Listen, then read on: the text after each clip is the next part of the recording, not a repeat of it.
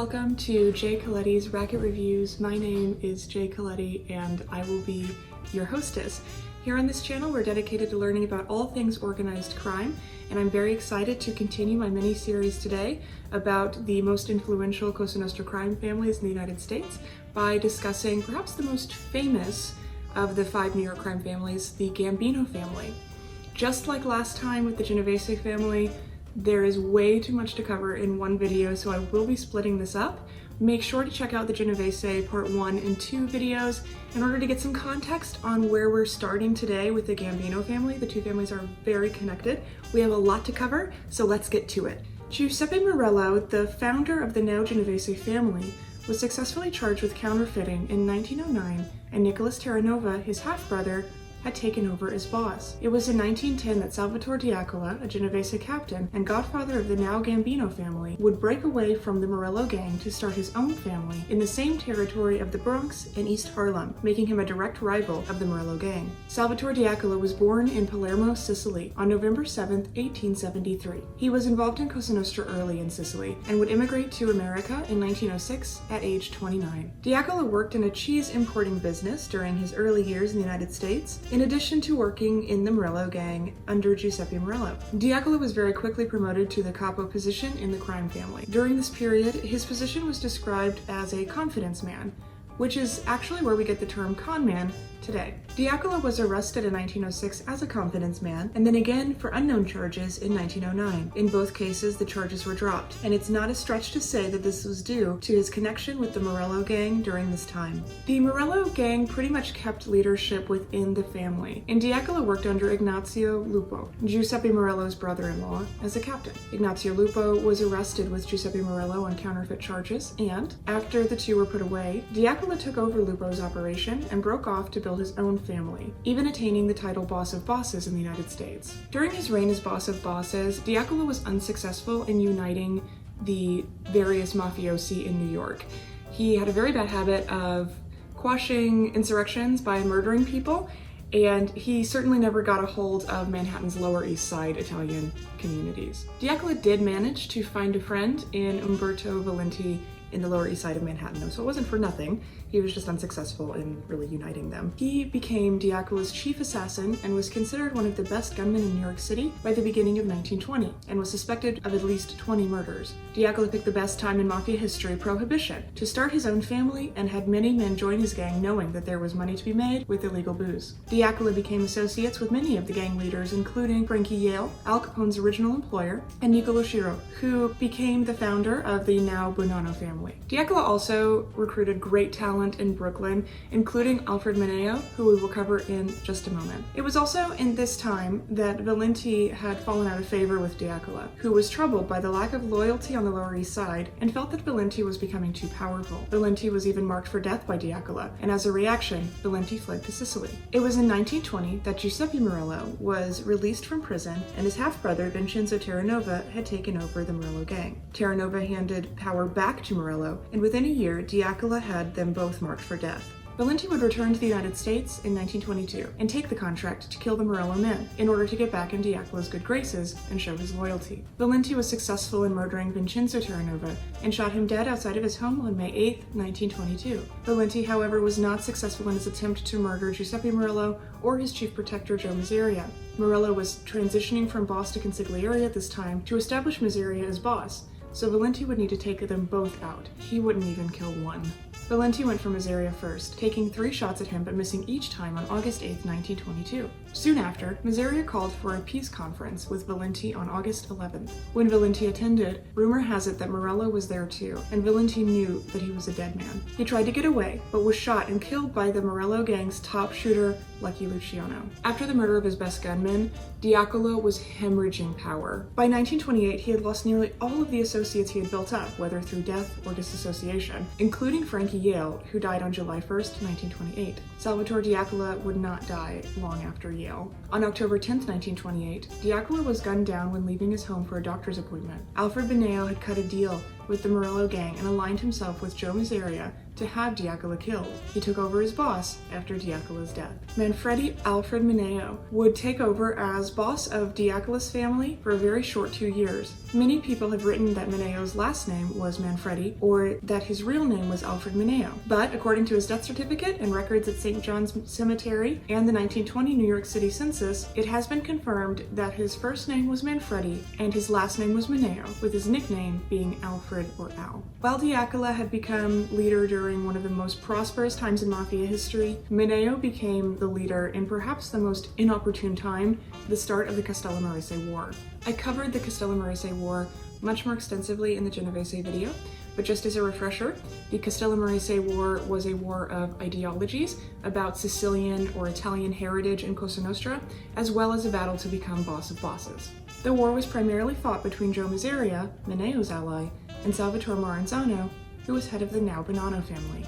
The Mineo-Mazzaria alliance served Mineo well until Giuseppe Morello, Mazzaria's consigliere, was killed on October 15, 1930 as a result of the war. After Morello's death, Mineo became Mazzaria's strategist and determined that the only way to end the war was to kill Maranzano before he could kill Mazzaria. Mineo was right, but Mazzaria and his men were not fast enough. Mazzaria had been seen by Maranzano's men going in and out of Mineo's apartment building. When Maranzano's men rented out the first floor of the apartment building on Pelham Parkway in the Bronx, they had intended to kill Mazzaria but found Mineo instead. They took the opportunity to wipe out Alfred Mineo on November 5, 1930, and would kill Mazzaria later. After Mineo's death, Diacola Capo Francesco Scalice, later Americanized to Frank Scalice, took over as boss of the family for 1 year. Scalice aligned the family with Salvatore Maranzano for the remainder of the Castellamarese War, which ended with Joe Mazzaria's death on April 15, 1931. Maranzano met with the family heads to establish the 5 families of New York and work out a peace plan. It was here that Scalice was recognized as boss, but then Luciano double-crossed Salvatore Maranzano and had him killed on September 10, 1931. Luciano then forced Scalice aside and replaced him with Vincent Mangano, a man friendly with Luciano's Jewish associates Benjamin Siegel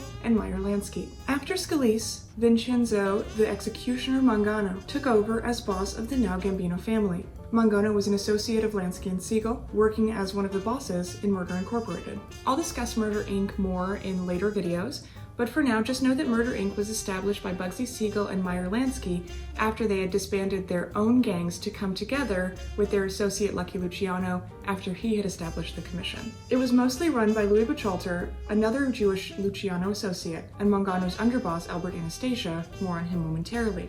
Buchalter was head of the Jewish faction of Murder Inc., while Anastasia was head of the Italian faction. This group in the 1930s and 1940s was responsible for an estimated 400 to 1,000 contract killings. Mangano made his family money by owning the waterfront and preventing cargo ships and companies from loading and unloading their docks unless they paid a fee. Mangano forced these workers to pay a fee every day they worked on the docks. This also gave the family ample time to steal any cargo from the ships that had loaded or unloaded in their docks. Mangano was also key to establishing the City Democratic Club, a front which was a club that promoted American values but secretly planned illegal activities in the back room. It became a regular haunt and meeting place for Murder Inc. members, including Albert Anastasia. Vincent Mangano hated Albert Anastasia. The two argued constantly and even came to blows several times and had to be separated from one another. Mangano was one of the very last mustache Pete or traditionalist-minded men in Cosa Nostra at this point. He was very dedicated to decorum, honor, tradition, and doing things the old way. This was in direct opposition to his underboss, Albert Anastasia. This tension with Albert Anastasia went on for 20 years before finally coming to a head in 1951. Although Vincent Mangano's body for nearly 70 years has never been found, it is assumed that Vincent Mangano was murdered alongside his brother, Philip Mangano.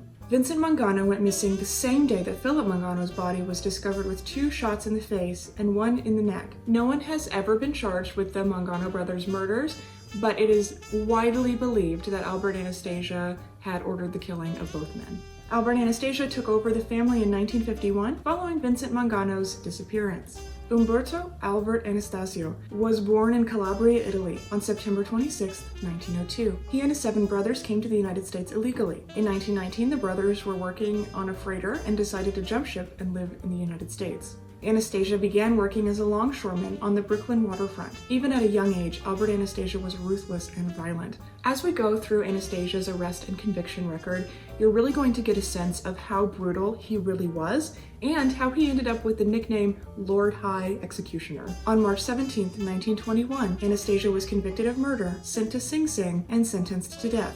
When he won a retrial in 1922, after the original witnesses had disappeared, Anastasia was released from custody and changed his surname from Anastasio to Anastasia. In 1923, Anastasia was convicted of illegal possession of a firearm and was sentenced to 2 years in prison. After he got out, he became a leader of the International Longshoremen's Association and controlled 6 Brooklyn labor union chapters. It was here that he aligned himself with Joe Mazzaria, a staunch young Turk, and a person with whom Anastasia agreed regarding how the Mafia should be run. Anastasia would later become close with Lucky Luciano and Frank Costello of the now Genovese family. Anastasia was charged with murder again in 1928, but all witnesses either disappeared or refused to testify. By the time of the Castellammarese War, Anastasia had aligned himself with Luciano and, as legend goes, was the man who pulled the trigger on his former friend Joe Mazzaria. According to gangland lore, Luciano had called Mazzaria to a meeting and was playing cards when he excused himself to go to the restroom.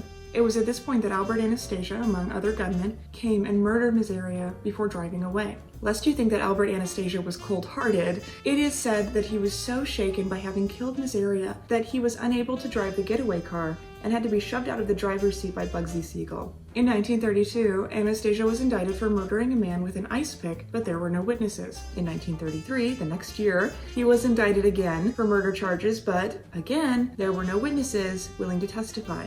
As a reward for his loyalty, Luciano placed Anastasia alongside Louis Bachelter as co-head of Murder Inc. This also takes us up to the time when Anastasia was working with Vincent Mangano as underboss. When Morris Diamond, a union official, opposed Bachelter's attempt to maintain control of Manhattan's garment district, Anastasia allegedly ordered his murder in May of 1939. Later that summer, Anastasia also allegedly ordered the murder of Peter Ponto, who had pushed for International Longshoremen's Association union reforms. Ponto disappeared. His body was later found.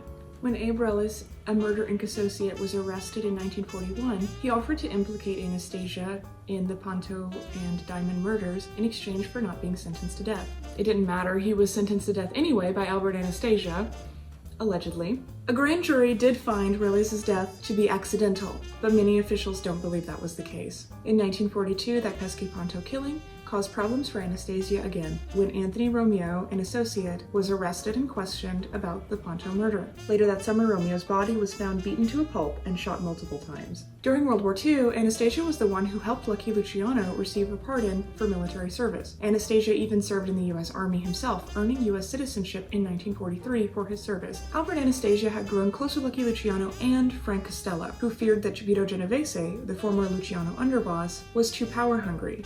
And as you can guess by the family name, Costello was right. After Vincent Mangano's murder in 1951, Luciano and Costello helped Anastasia take the reins as boss. Genovese, however, could not move against Costello, while Costello's friend and fellow commission member Albert Anastasia was still alive and head of the now Gambino family. Enter Carlo Gambino. Carlo Gambino, who worked under Anastasia, decided to conspire against his boss. Genovese needed his help, and Gambino saw an opportunity to seize power. Genovese and Gambino worked together to get Costello and Anastasia out of the seats of power. On May 7, 1957, an attempt was made on Frank Costello's life. While this did not result in Costello's death, it did result in his retirement. Albert Anastasia, however, was not as lucky as Frank Costello. On October 25, 1957, Albert Anastasia was at the barber shop when armed men with scarves wrapped around their faces entered the shop, shoved the barber out of the way, and shot Anastasia several times. Anastasia reportedly lunged for the shooters, but in his confusion, lunged at their reflection in the mirror instead. The shooters continued firing into Anastasia until he died of his injuries. No one has ever been charged with Albert Anastasia's murder. Following Albert Anastasia's death, Carlo Gambino took over as head of the Gambino family. I will cover Carlo Gambino's reign in part 2 of this video, as well as Paul Castellano, John Gotti, and then wrapping it up in present day. As you can tell, the Gambino family was conceived and steeped in violence, and this is true for nearly the entirety of this family's history. I hope you've enjoyed this episode of Racket Reviews talking about the history and the beginnings of the Gambino family. Be sure to join me in part 2 as we take you through some of the more famous dons and we wrap up with present day in the 21st century. What does it look like now? Make sure to like, subscribe, and click notifications to get more Mafia content sent directly to your sub box. Ciao.